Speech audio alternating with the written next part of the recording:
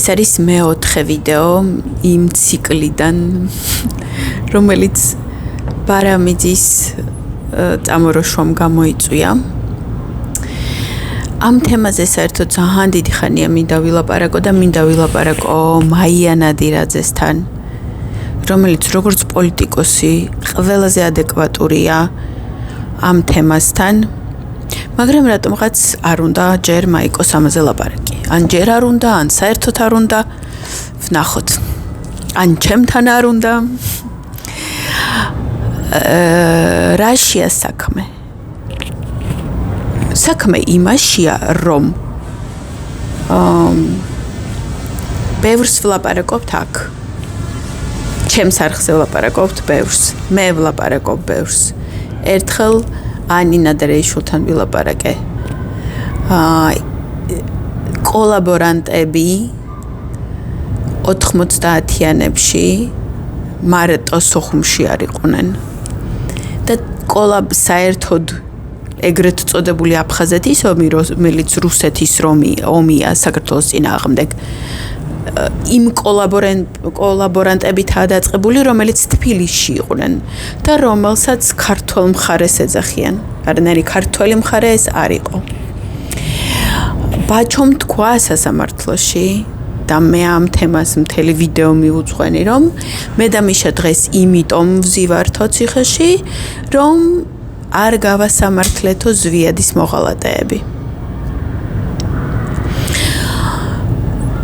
14 აგვისტოს 92 წელს ომი რო დაიწყო რუსეთმა კიტოვანის ხელით, მანამდე გადატრიალება რომ მოგვიწყო რუსეთმა და ჩვენი დემოკრატიულად არჩეული პრეზიდენტი გადაგვიყენა და მერე საერთოდ მოგვიკლა. ის ხალხი, ვინც შემოვიდნენ აფხაზეთში, აი ესე ტანკებით შემოგრიალდნენ ჩემს სოფელში, მათ მიმართ მეც როგორც 10 წლის თუ 92-ში 10 წლის ბავშვს არ მქონდა არანაირი განცდა, რომ ეს ვიღაცა ჩვენიანები არიან, რომ ესენი ჩვენ დასაცავად მოვიდნენ აქ ვიღაცისგან. პირიქით ყველას გქონდა ისეთი შეგრძნება, რომ ესენი ვინ ჩემი ფეხები არიან და აქ რა უნდათ. ეგრეთ წოდებული ქართული ტანკები.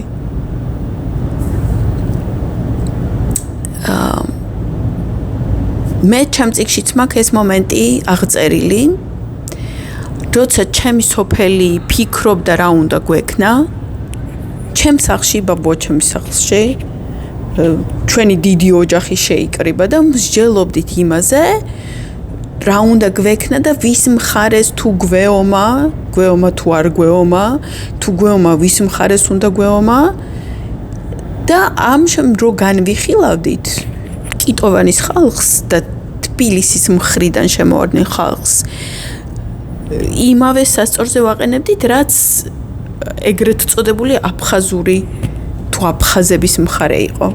ანუ ჩვენთვის ორივე იყო ერთნაირად ცუდი.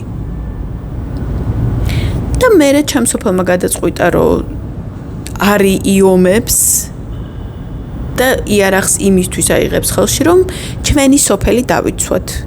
პირველი ვარჩე. და ჩვენი სოფლის კაცები თავისი იარაღით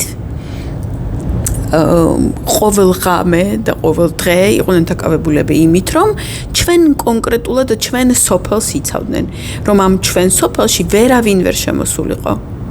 ვერც ეგრეთ წოდებული აფხაზური მხარე და ვერც ეგრეთ წოდებული ქართული მხარე. და ასეც ანუ სოხუმი ისე ოკუპირა რუსეთმა და აფხაზეთი ისე ოკუპირა რუსეთმა, რომ იმ პირველი დღის მერე, როდესაც ჩვენთან ვიღაცის ეგრეთ წოდებული ქართული ტანკები შემოვარდნენ, იმ დღის მერე ჩვენთან არავინ არ შემოსულა, ვერ გაუბედია. ვარჩე იყო 4. არის 4 ვარჩე. ერთი სახლი პირველ ვარჩეში მაქვს, მზის ნაპირას, რომელიც იყო დაცული და მეორე სახლი მეორე ვარჩე, რომელიც მდებარეობს ეგრეთ წოდებულ თბილისის შოსე, ასე ერქვა საბჭოთა კავშირის დროს, ცენტრალური ტრასა. და ეს ცენტრალური ტრასა სამწუხაროდ ვერ იქნებოდა იზოლირებული და ვერ იქნებოდა გარშემორტყმული, რომ იქ ვიღაცაებს არ ეშლიგინათ. და ზუსტად იმ ვარჩეში მოხდა ის შემთხვევა, რომელსაც მე ირმა ინაშვილზე ვყვები. პალიკო ვაიმე ახლა გვარს ვერ ვიხსენებ. შარშან გარდაიცვალა, ჩემი მეზობელი, დიდარი ოჯახი იყო. ბაბუა ჩემის ოჯახიც ძალიან დიდარი ოჯახი იყო. ეს პალიკო 4-ჯერ გაძარცვეს. ეგრეთ წოდებულმა ქართულ მხარემ. და მე-4-ჯერ რომ თუ მე-5-ჯერ რომ მოვიდნენ გასაძარცვად, სახში სუფრა იყო გაშლილი და საჭმელს ჭამდნენ და მოადგა ისევ ტანკი და ბაბუა ჩემს უკვე ამოვიდა ყელში არ გეყავთო? და გადაუდგა ამ ტანკს და გაეთრიეთო აქიდანო. და კაცებმა შერცხვათ კაცებს და დაიხიეს უკან და ამ დროს ტანკიდან ამოვარდა ირმა ინაშვილი. და ბაბუა ჩემზე ამბობს, ამას რას უსმენთო, ეს ძაღლი მიახრიტეთო აქო, რას ქვიაო ახლა ამის გამო უკან დავიხიოთო? ირმა ინაშვილი. ხოდა, გვაქვს იმის შიში რომ ამაზე ვილაპარაკოთ, როდესაც ამაზე სწორად ლაპარაკობ და მე ამაზე სწორად ვლაპარაკობ და ამას ყველაფერს რუსეთის სახელს არ ქმევ, არანაირი საშიშროება შენ არ ქმნი საერთაშორისო საზოგადოების თვალწინ და ამით საქართველოს როგორც ასეც არადანაშაულებ, იმიტომ რომ შენ მანამდე რუსულ ოკუპაციაში იყავი საბჭოთა კავშირში და ის რომ რაღაცა ვითომ პოლიტიკური ძალები და რეალურად ტერორისტები ქვეყანაში ყავდა ოკუპანტის მხარეს და ამით მოხდა გადატრიალება და ამით ის რომ შენ გამოეყავი და დამოუკიდებლობა გამოაცხადა ეს ყველაფერი მოგისპეს და რუსეთის სასარგებლოდ ომი დაგიწყეს იმისთვის რომ რუსეთს მერე შენი ტერიტორია ოკუპაცია მოეხდინა, ამაში არ არის არაფერი საშიში, როდესაც შენ ამას სწორი სიტყვებით ლაპარაკობ და იმასაც რუსს არ ქმევ.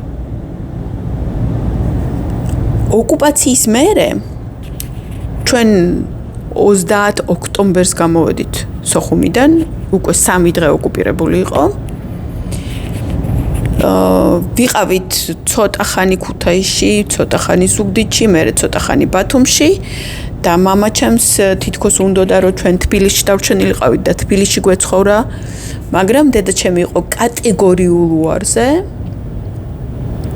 დედაჩემი საერთოდ გამოსვლაზე იყო კატეგორიულ უარზე, არ უნდოდა აფხაზეთიდან გამოსვლა, რატომღაც ჯეროდა რომ შევძლებთ რომ თავი დავიცვათ და რომ არ მოგუკლან.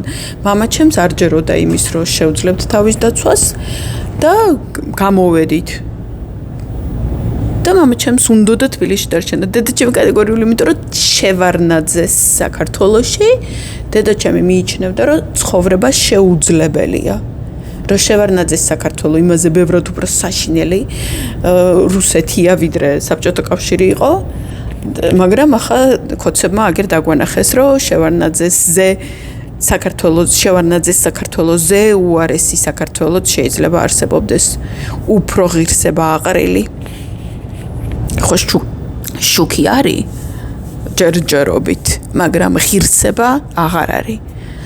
და შევარნაძეს დროს მეტი ღირსება გქონდა ვიდრე დღეს. ამაზე საუბარი არ არის საშიში და ამაზე საუბარი არ არის საქართველოს სახელმწიფოებრიობის რამით ავნებ, ამის საშიშროება არ არსებობს. თუ შენ ზუსტად გესმის რაზე ლაპარაკობ და როგორ ლაპარაკობ. ისიც მნიშვნელოვანია, რომ მიუხედავად იმისა, რომ რუსეთი მე-19 საუკუნის ბოლოდან მე-19 საუკუნის 80-იანი წლებიდან ცდილობდა რომ აფხაზეთში გამოეჩეკა და შეექმნა სეპარატიზმი, ეს ვერ გააკეთა. და იყვნენ რაღაცა პატარა ჯგუფი, ვიღაცა ერთეულები, აი ახლა რომ შეკრიბო ალტინფო დაახლოებით მაგდენიც არ იქნებოდნენ სოხუმის ვითომ სეპარატისტები, რომლებს არანაირი არც ძალა, არც გავლენა, არც არაფერი არ ქონდათ. მარტო რაღაცას ჭყიპინებდნენ, იმიტომ რომ რუსეთის ზურგი ქონდათ და იმ ზურგით რაღაცას ჭყიპინებდნენ. არჩევნებში გამსახურდია ყველაზე მეტი ხმა მიიღო აფხაზეთში. 90%-ზე მეტი გამსახურდია მიიღო აფხაზეთში. იყო ყველაზე გამსახურდია რეგიონი აფხაზეთი. ხო და არ იყო მანდ სეპარატიზმი. იმისთვის მოიგონა სეპარატიზმის შევარნაძემ რუსეთის მოგონილი, მაგრამ ბოლომდე ვერ შექმნილი სეპარატიზმი, რომ გაეპრავებინა ის, რაც გააკეთა. გაეპრავებინა ის, რაც გააკეთა რუსეთმა კიტოვანის ხელით. და გაეპრავებინა ის, რომ დაეხმარა რუსეთს აფხაზეთის ოკუპირებაში. ამაზე ლაპარაკი სირცხვილი არ არის. ამაზე ლაპარაკი არ არის საქართველოს მდგომარეობის და პოლიტიკური პოზიციის გაფუჭება. და რაც უფრო მეტი შეგვეშინდება ამაზე ლაპარაკის, მით უარეს მახაში გავიბამთ საკუთარ თავს. პოლიტიკურად და გეოპოლიტიკურად. ამაზე ლაპარაკი საქართველოს მთლიანობის საკითხს ხელს არანაირად არ უშლის. შეიძლება სადღაც რაღაცნაირად იმ შემთხვევაში თუ გენოციდის საკითხს არასწორად წაიყვან, აი ისე წაიყვან, როგორც მალხაზ პატარაიას მიყავს. მალხაზ პატარაიას ძალიან არასწორად მიყავს გენოციდის საკითხი და ასე გენოციდის დამტკიცებას ვერ მიაღწევს. მალხაზ პატარაია ლაპარაკობს, რომ რუსეთმა ჩაგვიტარა ეროვნული გენოციდი, რომ ქართველებს კლავდა. ეს ტყუილია. რუსეთი არ კლავდა ქართველებს. რუსეთი კლავდა იმ ადამიანებს, ვინც პოლიტიკურად არ ეთანხმებოდა ოკუპაციას, რომელსაც უნდოდა დამოუკიდებელი საქართველო და რომელიც ამბობდა, რომ აფხაზეთი საქართველო აი ასეთ ადამიანებს კლავდა და არა ქართველებს. ძალიან ბევრი ქართველი, რომელიც დღემდე ქართველობს ოკუპაციაში, ოკუპაციაში ცხოვრობს და ამბობს ქართველი ვარო, ქართულად ლაპარაკობს, მაგრამ არ ამბობს, რომ აფხაზეთი ოკუპირებულია რუსეთის მიერ და ჩვეულებრივად ცხოვრობს, არავინ მას არ კლავს. და პირიქით საზოგადოების ერთ-ერთი ისეთი გამორჩეული ელიტა ქართველები არიან. მე ესეც მაქვს ჩემ წიგნში აღწერილი. იყო ასეთი სიტუაცია, როდესაც მე მიმტანად ვიმუშავე ერთი კვირა რესტორანში, რომ 4 ქალი შემოვიდნენ და გადარეული გაგიჟებული მენეჯერი მთხოვდა, რომ გეხვეწები შენ მოემსახურე ამათო ისენიო, ვაიმეო ისეთები არიანო, ისეთი გავლენიანები, ისეთი, რომ ამათ რო აქ რამე ახარ მოეწონოთო, ჩვენი მომსახურებისო, ან ჩვენი რაღაცაო და აქიდან უკმაყოფილოები წავიდნენ, ვერავიტანთო. ეს არის საუკეთესო რესტორანი სოხუმში. სასტუმრო ლეონის პირველი სართული. ხო და რომ მივედი მაგიდასთან, სადაც ის 4 ქალი იჯდა, ვიზედაც ასე აცახცახებდა რესტორნის მენეჯერს, ქართულად ლაპარაკობდნენ. გავლენიანი ოჯახი. ძლიერი ფინანსურად და პოლიტიკურადაც. რატო არ კლავს არავინ? და შუა სოხუმში რატო შეუძლიათ ქართულად ლაპარაკი? იმიტომ რომ უბრალოდ არ იძახიან, რომ აფხაზეთი ოკუპირებულია რუსეთის მიერ და მორჩა. ხო და როდესაც ასე არასწორად მიყავს გენოციდის საკითხი, ვერაფერსაც ვერ მიაღწევ. და აი ასეთი რაღაცეები, როგორც ბარამიძის წამოწდენებია თუ რეებია, ხშირად ამოგიხტება და გაგიფუჭებს საქმეს. კიტოვანის საკითხიც, ხედრიონის საკითხიც, ისეთი ფილმები, როგორც არის იარე ლიზა, რომელსაც მე იდინახული ლიზას ვეძახი. ამოგიხტება. ენჯოები ამოგიხტებიან. და ყოველთვის წამოგაძახებენ, აბა შენ თვითონ იქ რა ქენიო. აი ესეთი ისტორიები, რომელიც ახლა მე ირმა ინაშვილზე მოვყევი, სასწაულად ბევრია. ყოველთვის ამოგიხტება და წინ დაგხვდება ესეთი ისტორიები, როდესაც შენ იძახი, რომ ქართველების გენოციდიო. თუ ქართველების გენოციდი იყო, ირმა ინაშვილი ჩემ მეზობელს რატო აპარტახებდა?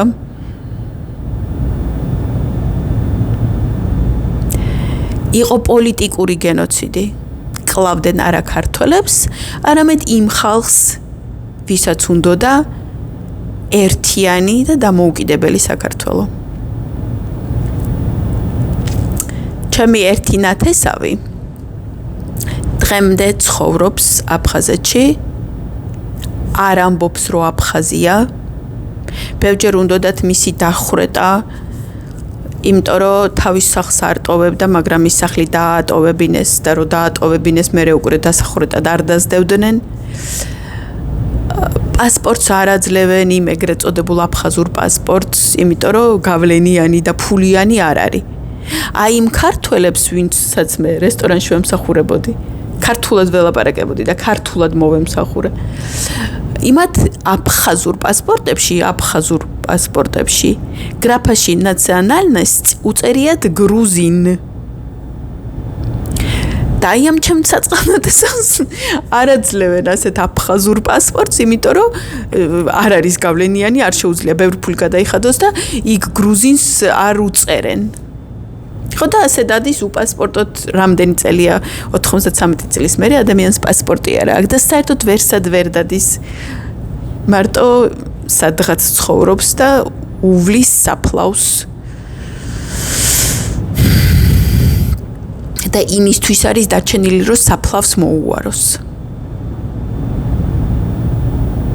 მე მოვყვები ამ ისტორიას, როდესაც ჩემი მონაყოლი მას უკვე საფრთხეს ვეღარ შეუქმნის, მე მოვყვები ვინ არის, რისი საფლავია, რა საფლავია და ასე შემდეგ.